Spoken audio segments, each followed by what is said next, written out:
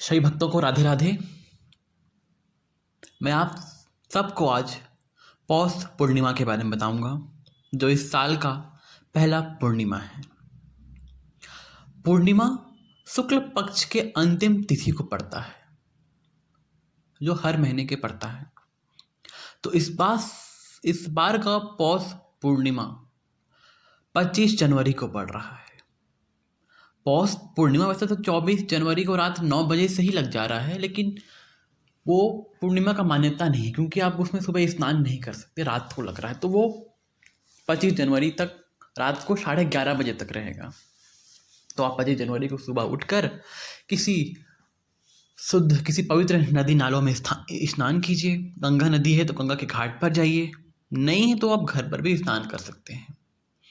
अपने स्वास्थ्य को देखते हुए ही आप पूजा पाठ किया कीजिए। मैं हमेशा कहता हूँ, आपका स्वास्थ्य अच्छा है, आप अच्छे हैं, तो आप पूजा पाठ जिंदगी भर करेंगे। पता चला एक दिन बड़े डिरिंग पूजा कर लिए और दूसरे दिन से बिस्तर में पड़े हैं, ऐसा नहीं है। मन साफ होना चाहिए, तो भगवान तो यूं ही दौड़े चले जाते हैं। तो आपको इस दिन करना क्या, जो पूर्णिमा का व्रत रहता है वो उन्हें तो पता है क्या करना है, लेकिन मैं एक बार आपको फिर से बता देता हूँ। पूर्णिमा के दिन हमें किसी नदी और नालों में स्नान करना चाहिए।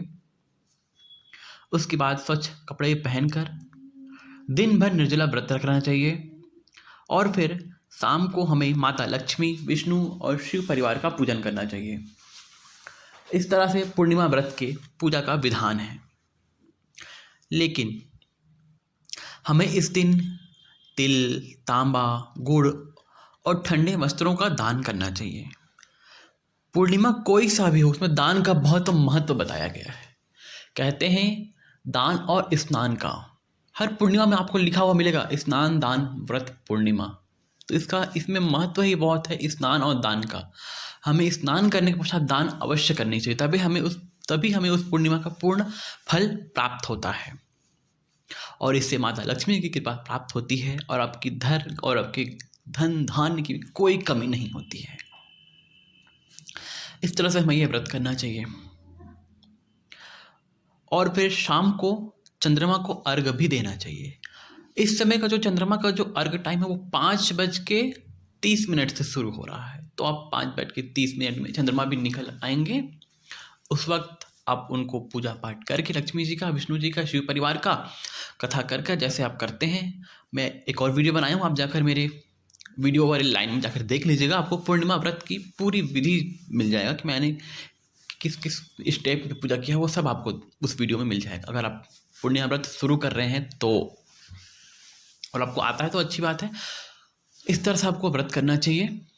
उसके बाद आप चंद्रमा को अर्घ देने के बाद ही कुछ खाएं पिएं, क्योंकि जैसे हम सूर्य भगवान को जल देने के बाद ही कुछ पीते हैं, उसी तरह पूर्णिमा का व्रत भी चंद्रमा को अर्घ देने के बाद ही किया जाता है।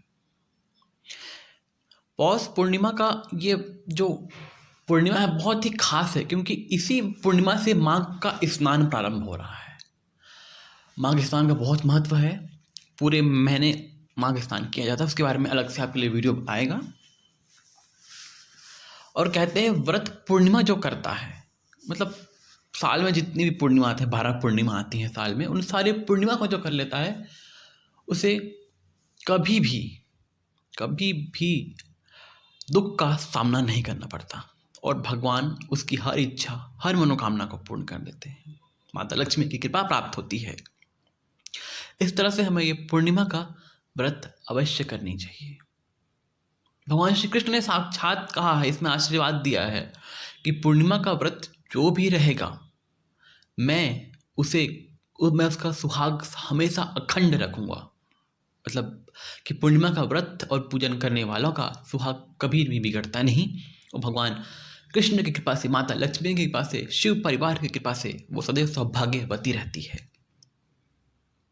आशा करता हूँ आपको ये वीडियो बहुत अच्छा लगा होगा, और अच्छा लगा तो प्लीज़ इसे लाइक करें, शेयर करें, सब्सक्राइब करें, और ज़्यादा से ज़्यादा लोगों को शेयर करें, ताकि वो सब भी इस पूर्णिमा का लाभ उठा सकें। अब मैं चलता हूँ। सभी भक्तों को राधे राधे।